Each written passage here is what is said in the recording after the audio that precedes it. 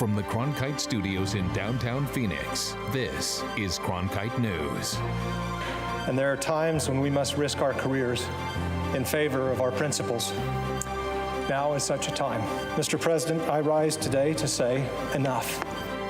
Arizona Senator Jeff Flake announces he'll step down at the end of his term in a historic speech. We'll hear from him and his colleague Senator John McCain. And Flake's speech was also a rallying cry for discontent with Donald Trump and the current state of politics. We talk with experts and hear from some of the candidates now running for Flake's seat. Cronkite News starts now. Good evening, everyone, and welcome to Cronkite News on Arizona PBS. I'm Ryan Curry. And I'm Maya Petros. Thank you for joining us. A historic afternoon in the nation's capital as Arizona Senator Jeff Flake says enough.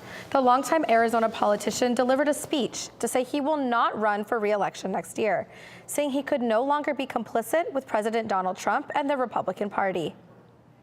I've decided that I would be better able to represent the people of Arizona and to better serve my country and my conscience by freeing myself of the political consideration that consumed far too much bandwidth and would cause me to compromise far too many principles.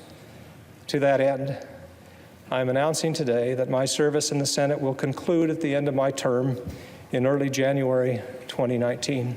I am aware that there is a segment of my party that believes that anything short of complete and unquestioning loyalty to a president who belongs to my party is unacceptable and suspect.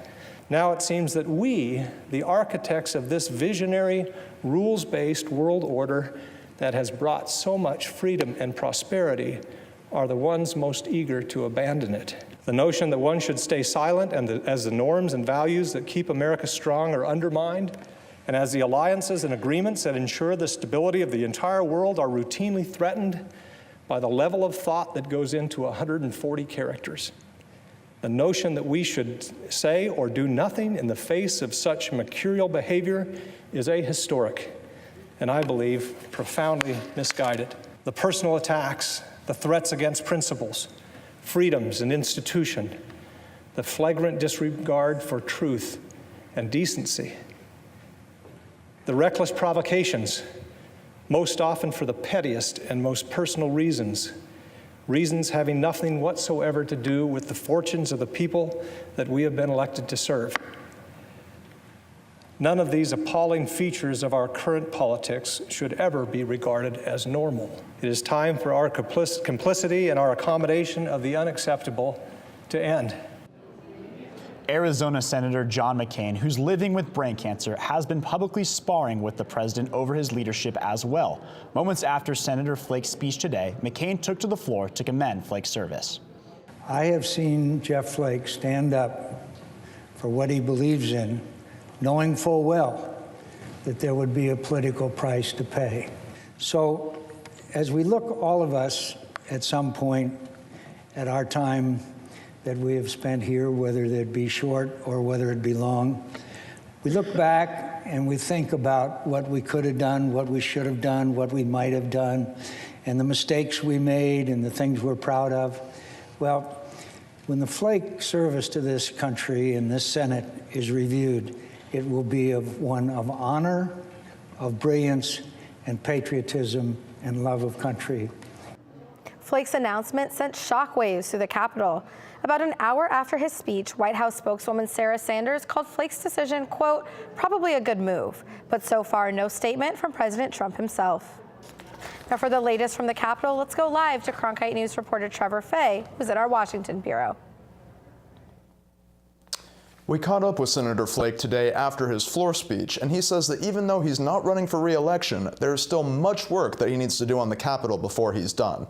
This includes getting Congress to weigh in on military conflicts around the globe and finding a way to protect DACA recipients.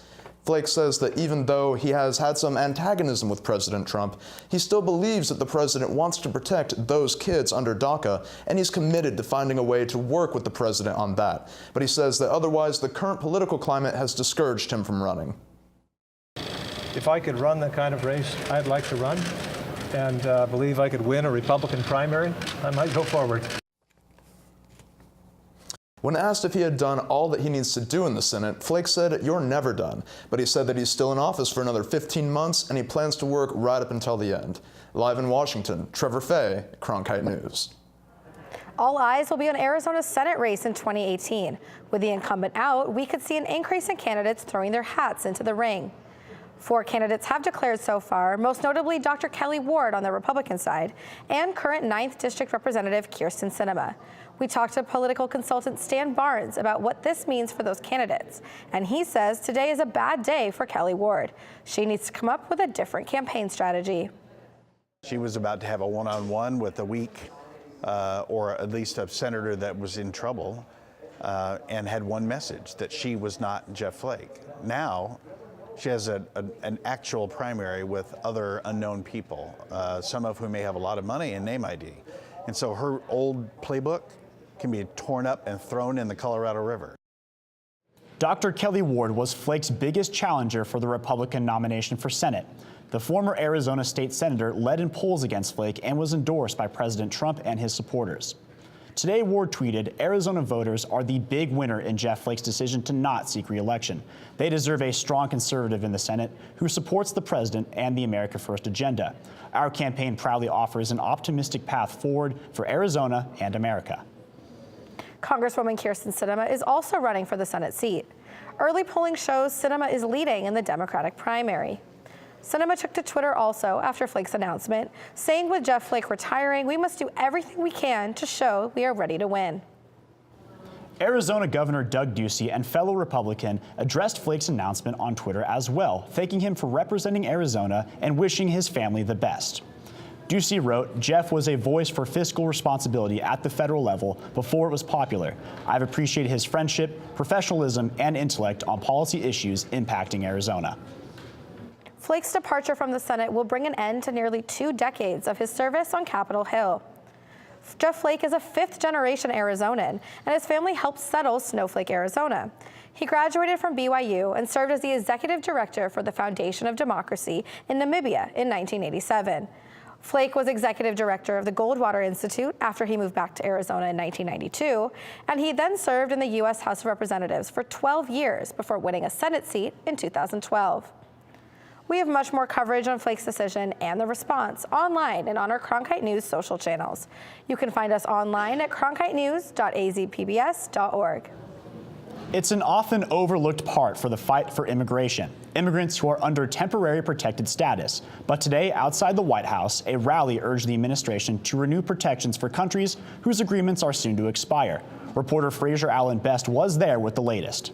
Yesenia Echeverria fears being sent home to her native El Salvador under the Trump administration, but not because of an end to DACA. She joined scores in a rally outside the White House calling for action on TPS, or temporary protected status. We don't want to go back to our countries. We don't have a security there, and we feel part of this great nation in here. TPS grants work status to those who cannot return to their home country because of war or natural disaster. Under TPS, people like Chavarria from Arizona are exempted from deportation. Right now, the program applies to 10 countries, including Haiti and Syria, each needing separate renewal over the next year. While the White House has no official statement, many fear the implications of what they see as anti-immigrant sentiment. Protesters stress that ending the program and deporting those it covers would mean separating families. Emmanuel Mervelis is with the American Friends Service Committee, a human rights group. This is what it's all about, dividing the family. How can you have a family if a family is divided? Many at the protest push for an 18-month extension on the January expiration for Haiti's TPS agreement to negotiate a long-term solution. Protesters feel DACA, which protects the children of undocumented immigrants, often dominates the conversation on immigration reform. But as a mother, Chavarria says the issues aren't altogether separate. Our kids, they are DACA too. We came first and they are our DACAs now. In Washington, Fraser Allen Best, Cronkite News. The TPS agreement for Chavarria's home country of El Salvador is up for expiration in March of 2018. Valley teachers protested their pay Monday with peanuts. They delivered bags to the governor's office. Cronkite News reporter Steven Sidner went to the Capitol to crack open the problem the teachers are facing. We have over 1,000 classrooms in the state that don't have any qualified teacher in them, and we have had over 500 teachers already quit this year. Joe Thomas, president of the Arizona Education Association, says teachers deserve the 10, 15, and 20% raises given to Governor Doug Ducey's staff. It's outrageous. It's demeaning, and it shows a lack of leadership and decisiveness on the part of the governor.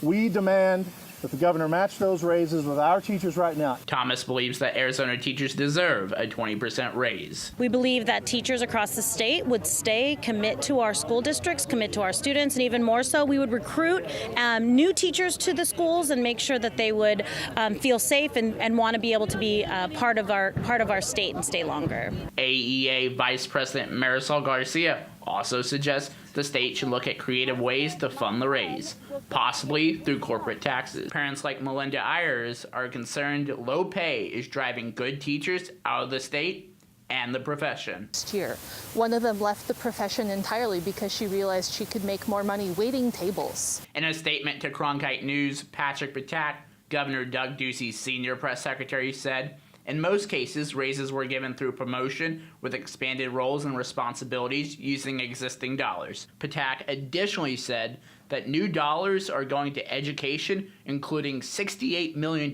for a permanent pay raise for teachers. Meanwhile, Garcia is begging parents to stand with them. I want you to join us and demand that we're treated with the respect that we deserve. In Phoenix, Stephen Sidner, Cronkite News.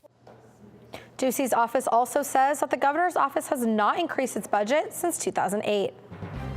Technology is improving the medical field. That's right, and making it easier for doctors to treat conditions they weren't able to before. Coming up on Cronkite News, a look at the new innovations that will help doctors help patients. Plus, the extra training some of Arizona's female firefighters are doing to get a leg up on the job. I'm Judy Woodruff, anchor and managing editor of the PBS NewsHour. The journalists of tomorrow face a fast-changing media landscape, but quality news remains vitally important to our communities, our country, and our world. At ASU's Walter Cronkite School of Journalism and Mass Communication, students learn solid, reliable reporting, holding the powerful accountable, and rebuilding the public's trust. The Cronkite School and Arizona PBS, preparing the next generation for a stronger future of journalism. When a story comes in the morning, we're out the door as fast as we can go. But it's also great to spend more time in communities and produce projects. From the borderlands to the cities, the reservations, and even the state capitol, we want to get to the heart of the matter. When the lights come on in the studio, we know our hard work is about to pay off. We love what we do here at Cronkite News. We're proud to tell the stories of our state. Now more than ever, it's important to have a trusted news source, and that's Cronkite News. I'm Ted Simons, host and managing editor of Arizona Horizon. Join us each weekday at 5:30 and 10 as we bring you the top newsmakers who impact the state. We cover the stories in depth that shape and affect our local communities, and we take the time to ensure that all voices are equally heard. For more than 30 years, Arizona Horizon has been your voice and your source for what matters most, right here on Arizona PBS. A mobile learning lab teaches medical workers how to use a tiny heart pump to ease the patient experience during surgery. Reporter Mia Atkins explains what the public and the medical community learned during a Phoenix stop. People like pre-med student Rania Gotti got a chance to use the Impella, a tiny heart pump that mimics the actual heart function, at a mobile learning lab that travels around the country. This is going to help out all throughout the levels of my education. The pump may be smaller than a pen, but it has a very big job.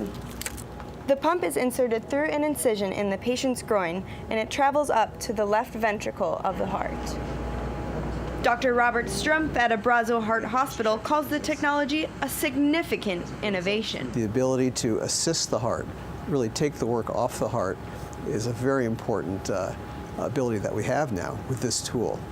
Better than we had before, in fact. Jamie Mayberry is a nurse practitioner who believes the training will help her work with patients with serious heart problems. Patients that were much more ill in the past are going to actually be able to have this treatment and live and have a much better quality of life after the treatment. And patients who may not have been able to receive treatment can now get help. It's spread out the scope of contact for us to treat older, sicker patients with other problems that we just couldn't even treat before. He also says the pump can be a temporary fix while a patient recovers from a heart attack. Medical improvements like these are why Gotti is excited about the future of medicine. I think that's what medicine is. It needs to keep evolving, it needs to keep progressing, and this type of activities help to advance that. In Phoenix, Mia Atkins, Cronkite News. Women are helping women prepare for one physically demanding career, firefighting. Reporter Sydney Eisenberg takes us to the training center to show us what they go through. The Valley Women's Firefighter Society is trying to encourage women to become firefighters by giving them the skills needed before they're hired by a department. You can go to the gym and you can work out and you can be physically fit, but as soon as you put on a pair of turnouts and you start working with various tools that firefighters work with, it's a whole nother ball game. At the Phoenix Fire Training Academy, the group tackles each task that firefighters handle on a daily basis, from simulating breaking into an attic to put out a fire,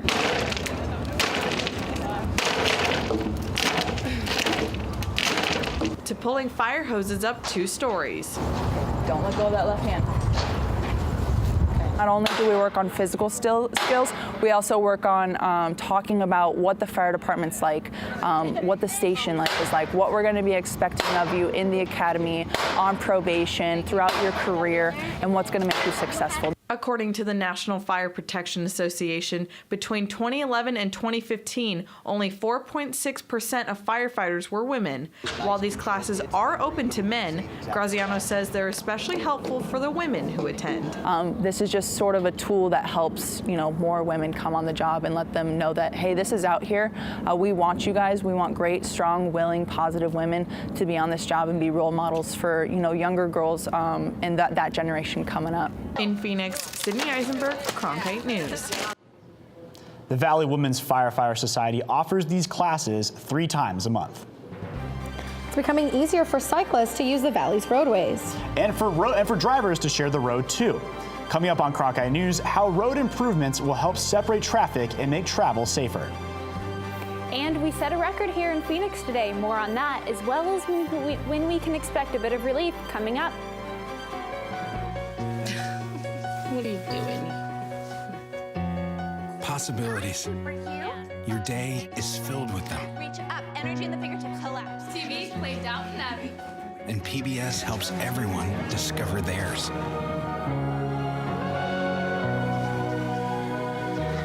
Anytime, anywhere. Up in the sky, you can see it. PBS, we're with you for life. This fall. I'm so excited! What? From the inspiring to the amazing. You're in the presence of history. The compelling. He said, welcome home. It was just a powerful moment. To the astounding. I promised myself I wouldn't cry. And from the breathtaking. This is real. A journey to Mars. To the electrifying. We're going to change the world. All this and more. All this fall. Oh my God!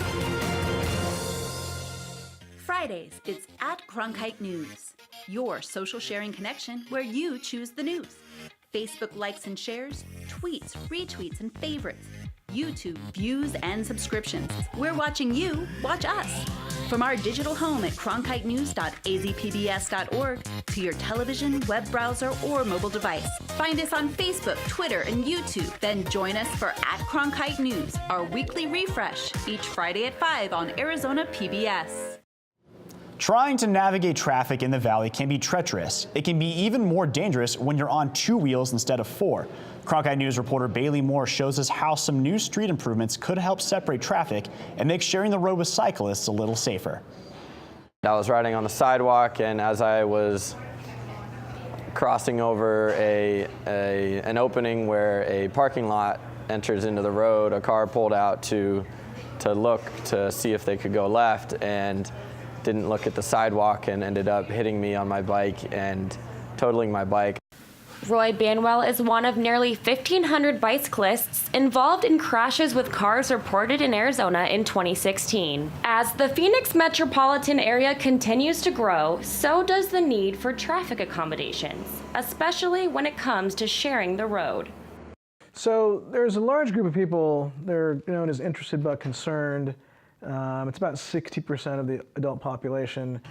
They have this kind of nostalgia for bicycling, or they want to learn to ride a bike. Among the many transformations, the city of Phoenix has incorporated its first protected bike path, outlined by flexible bollards to separate vehicle and bicycle traffic. Visible signs, buffer zones, bike share programs, and isolated paths have also been implemented, not just to control the traffic, but to bring the community together, just like the good old days. The friendships you build with other cyclists, fellow cyclists, they're fantastic. I mean, they're really powerful, really strong. You see people once a week, and you're not seeing them at work, you're not seeing them at school, you're seeing them in a social opportunity, and the social capital and establishing social bonds is really, really important to building a strong community. In Phoenix, Bailey Moore, Cronkite News. Well, if you're looking to change up your commute, bicycle group route resources are available online. And if you're going for a ride, you might want to pack some water. Especially because temperatures in the valley are still warm. Emily Bloom's in the Weather Center with a look at what we can expect. Yes, not only are our temperatures well above average for this time of year, but we did set a record today. Phoenix Sky Harbor hit 97 degrees at about 12:30 this afternoon. The previous record on this day was 96 back in 2014. And we do have a couple of watches and warnings across the region right now. As you can see, LA right there in the fuchsia, they are under an excessive heat warning. The areas here in red flag warning. That is just because of all of the very high temperatures mixed with that very dry air is bringing up the risk for fires across the region. We have got 93 down in Tucson at the moment, 68 in Show Low, 66 up at the Grand Canyon, and 65 for those of you in Flagstaff. Taking a look at our futurecasts, we've been under this area of high pressure. This has been the dominant force in our weather pattern over the past couple of days, but as we head into tomorrow, it's going to move off to the west and probably even off of the coast. And as that happens, it's going to give this area of low pressure the opportunity to move into the Four Corners region. As that happens, it's going to pull drier air into our state, kicking up those winds and pulling those temperatures down. By Wednesday, we are down to 94 degrees, and we fall into those high 80s for your weekend. For Cronkite Weather, I'm Emily Bloom. Phoenix's largest scale shopping mall is getting a makeover, in hopes that it will become the busy hub that it once was. Coming up on Cronkite News, a look at the renovations of the 60-year-old Park Central Mall and how it could impact the Valley next.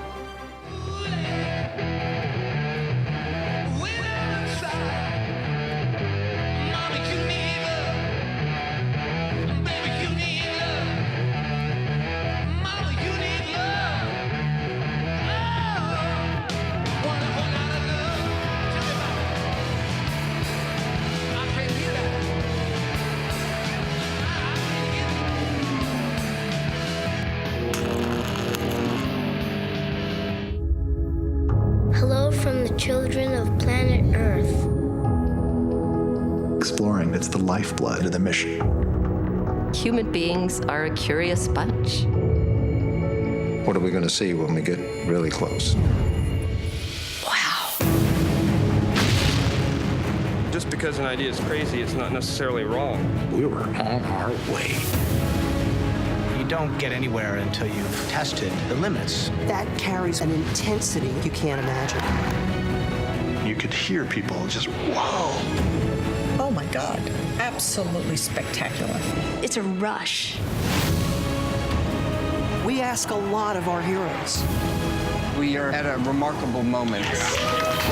We're going farther than any exploration ever has.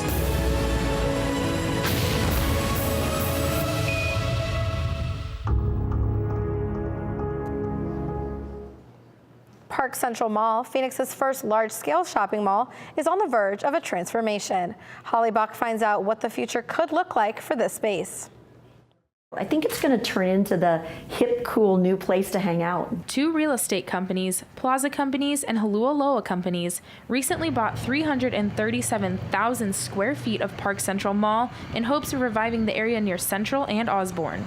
Park Central will once again be the glorious hub it once was. The mall originally started on 46 acres of land and opened in 1957 in Uptown Phoenix. It housed major department stores such as Goldwater's and Diamonds. As those stores closed, the mall became more of a business center, but those large trees and shady areas we remember will remain. We will be creating a number of indoor-outdoor spaces where people can gather, where they can connect, where they can meet to talk about business opportunities, to enjoy the environment. The two real estate companies will be renovating this area you see right behind me to turn it into a more creative and versatile environment for visitors, workers, and their employers.